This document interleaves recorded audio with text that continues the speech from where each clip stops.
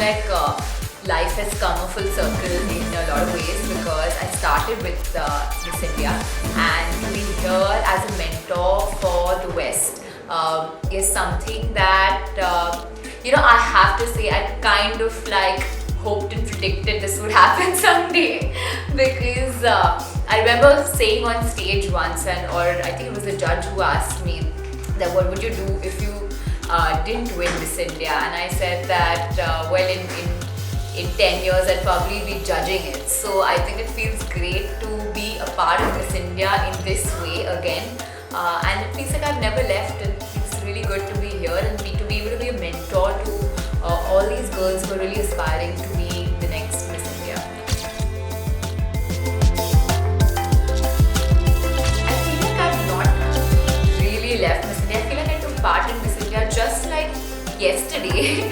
So it feels very nostalgic, but I mean, after I left, it kind of gave me the platform. So modeling was great, and after modeling, just being in front of the camera, learning the ropes. I'm still like a baby when it comes to films, but still growing every day.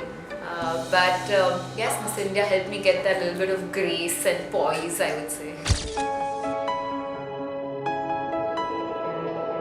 Just be yourself and have fun. I know it sounds really cliched, but I think that that's the best way, because if you are yourself and you're not trying to be someone else, you're not trying to fit in a particular mold, you stand out. And I think what makes you unique is what is going to make you stand out amongst so many other contestants. Because if you think about it, there are just so many contestants. Like, everyone's tall, everyone's beautiful, everyone has that traditional sense of beauty. So what's going to make you stand out is just being you.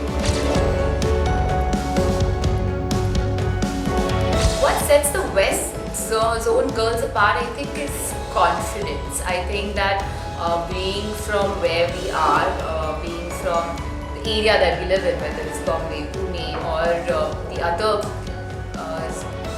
places in the West Zone, we have a certain sense of confidence which I think comes across.